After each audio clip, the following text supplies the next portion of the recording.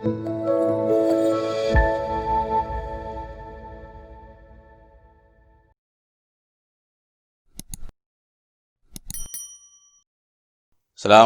warahmatullahi wabarakatuh.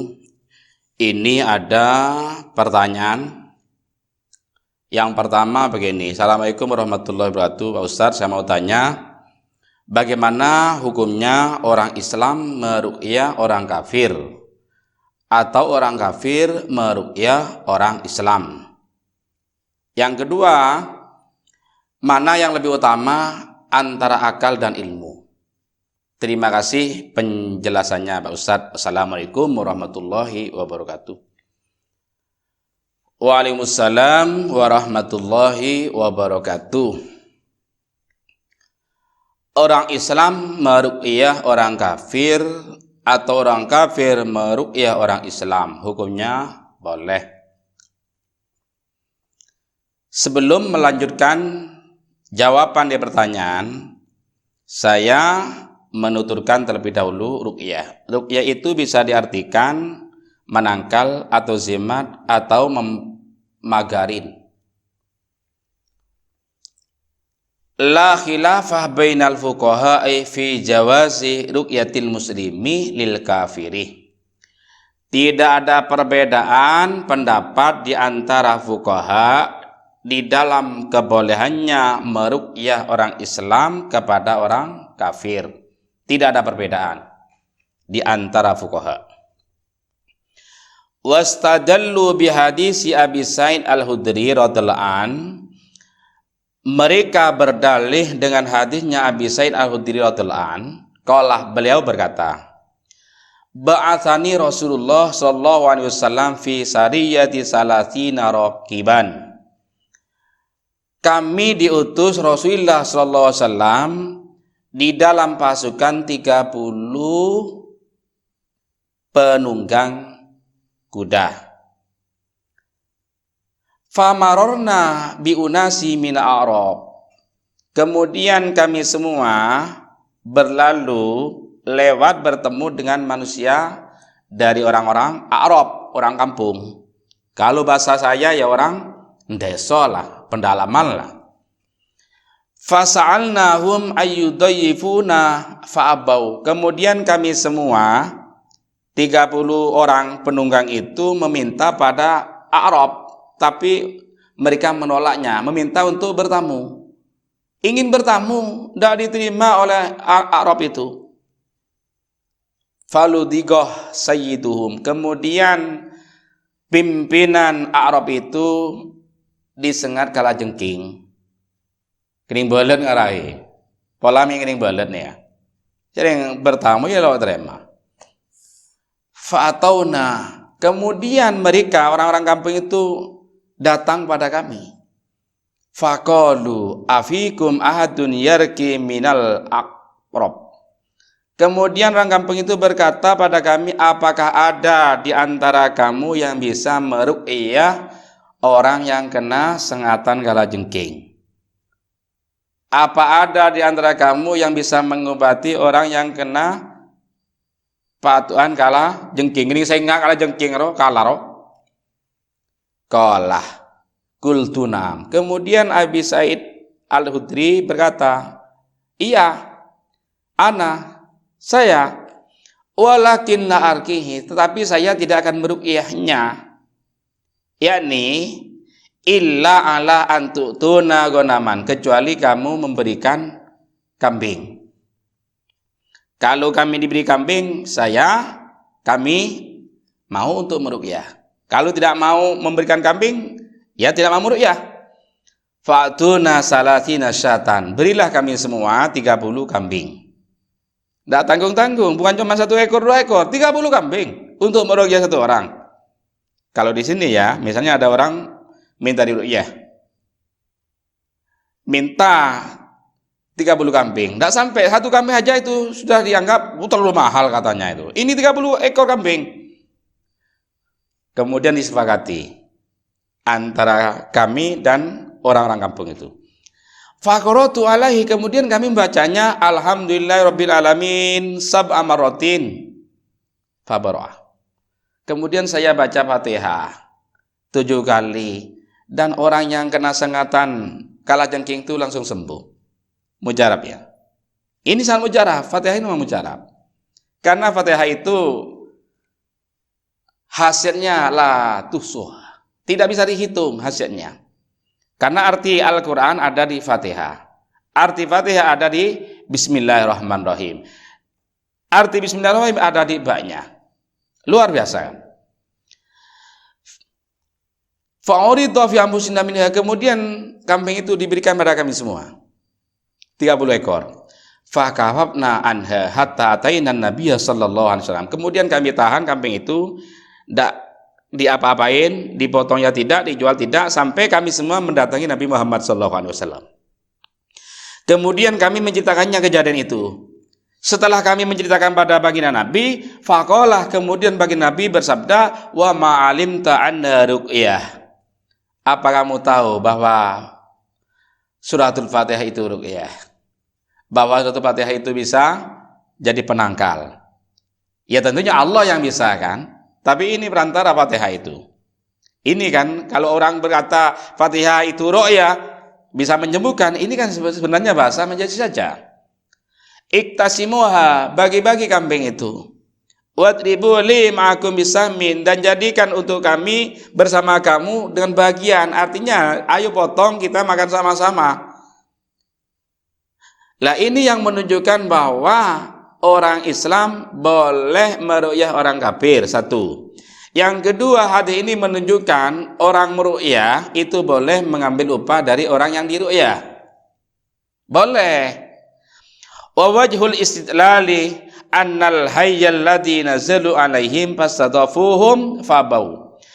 Jalan menjadikan dalil bahwa yang hidup yang ditempati atas mereka itu orang-orang Islam minta bertamu pada A'rab, kemudian A'rab itu tidak mau untuk menerima tamu orang Islam itu.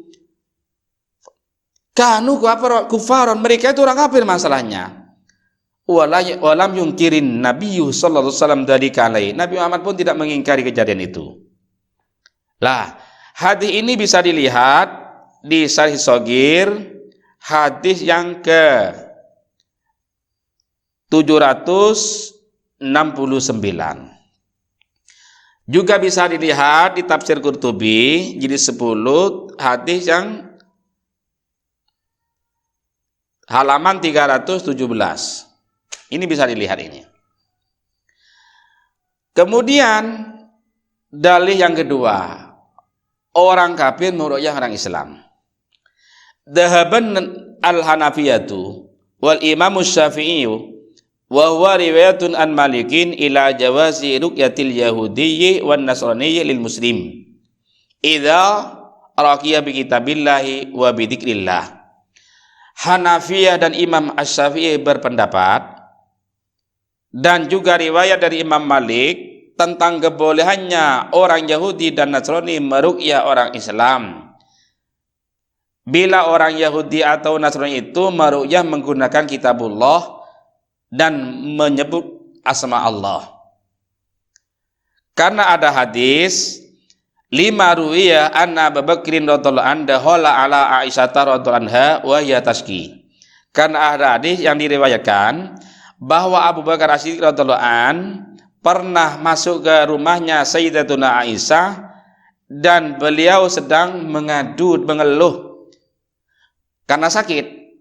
Wa yahudiyatun tarkiha, sementara orang Yahudi meruqyahnya, artinya meruqyah Sayyidatuna Aisyah.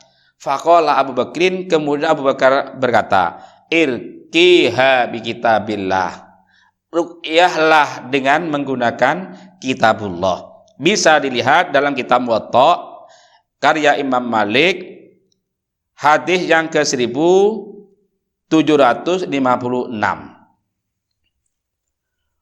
Qala Al-Baji, Imam Al-Baji berkata, yahtamilu wallahu alam ayyurida bi qouli bi kitabillah, ihtimal ucapan Abu Bakar Siddiq kata-kata bi kitabillah ai bi dzikrillah, maksudnya dengan menyebut nama Allah azza wa jalla, au ru'yatin muwafaqatin lima bi kitabillah, atau meru'yah menangkal dengan mantra yang tidak menyalahi kitabullah. Wa yu'lamu sihhatu dzalika, dan bisa diketahui kesuhiannya itu bi antadhara ru'yatuha, dengan terangnya ru'yahnya, fa in kanat muwafaqatan kitabillah umira biha. Bila ru'yah yang digunakan itu sesuai dengan kitabullah, itu memang diperintahkan. Tapi kalau tidak sesuai, ya mungkin tidak. Ini perkataan Imam Al-Baji. Cuma ada riwayat lain dari Imam Malik, beliau berkata, akrahu ru'yah ahli kitab, saya tidak suka ru'yahnya ahli kitab. Wala uhibbuhu, saya tidak senang. Li'annana la na'lamu, karena kami semua tidak tahu. Hal yarguna bi kitabillah, apakah mereka ahli kitab itu meru'yah menggunakan kitabullah? Au bil makruhil ladzi yudahi sirah, atau menggunakan hal-hal yang dibenci yang menyerupai sihir. Ini bisa dilihat di dalam kitab Syarh Al-Bukhari Ibnu Battal, dan juga bisa dilihat kitab Umdatul Qari. Adapun pertanyaan yang kedua, mana yang lebih utama antara ilmu dan akal? Imam Jalaluddin Abdurrahman Asyuti menjawab, begini jawabannya Imam Jalaluddin Abdurrahman Asyuti. Hadhil mas'alatu ikhtalafa fiha ulama wa rajahu tabdil al-ilmi li'anna al-bariyah ta'ala yusabu bi sifatil ilmi wa la yusabu bi sifatil aqdi. Masalah antara ilmu dan akal mana yang lebih utama, ulama beda pendapat. Cuma ulama itu mengunggulkan pendapat yang mengatakan ilmu itu lebih utama. Karena Allah Subhanahu wa taala disifati dengan ilmu, tidak disifati dengan akal. Berarti suatu yang boleh disifati dengan Allah taala disifati dengan ilmu itu lebih utama daripada akal, karena Allah disifati dengan ilmu, bukan akal, sama sekali tidak. Walaupun Allah Ta'ala menyifati ilmu itu, termasuk ilmu itu qadim, sementara kami semua menyifati ilmu itu adalah baru bagi kami, bagi makhluk. Fa'innal bariyah la yusabu bisifatil akli aslan, karena Allah Ta'ala tidak disifati dengan sifat akal sama sekali. Wala ala jihadil qidam, dan tidak atas jihad qidam. Wa minal adillati ala tabdilil ilmi anna muta'alliqahu asrafu. Dari dalil yang mengatakan ilmu lebih utama, karena yang berkaitan dengan ilmu itu lebih mulia. Di dalam hadis banyak, di dalam ayat banyak yang menerangkan tentang keutamaan ilmu, tapi tidak menerangkan masalah akal. Wa anna warada bi fadlihi ahadisu kasiratun sahihatun wasratun. Banyak hadis yang menerangkan tentang keutamaan ilmu. Hadis sahih, hadis hasan. Wa lam yarid fi fadil aqli hadisun. Tidak satupun hadis yang menerangkan tentang keutamaan akal. Adapun ada itu maudhu. Ini katanya Imam Jalaluddin Abdurrahman Asyuti. Cuman Syekh Al-Allamah Muhyiddin Al-Kafiji berpendapat al-aqlu aqdalu bi tibari kauni aqraba ilal ibdai ila ma'rifatillah wa sifatihi. Akal katanya Imam Al-Kafiji lebih utama, dengan iktibar keberadaannya akal lebih mendekatkan pada makrifat Allah dan sifatnya. Wal aqlu afdalu bi tibari kauni munbi'an lil ilmi wa asran lahu. Akal lebih utama dengan iktibar keberadaan akal menumbuhkan pada ilmu. Alhasil anna fadilatal ilmi bidzati wa bidzatil aqli bil wasilah. Keutamaan ilmu secara dzat dan keutamaan akal dengan perantara. Ini cuman perkataan Imam Al-Kafiji. Tapi mayoritas ulama berpendapat ilmu lebih utama. Wallahu alam.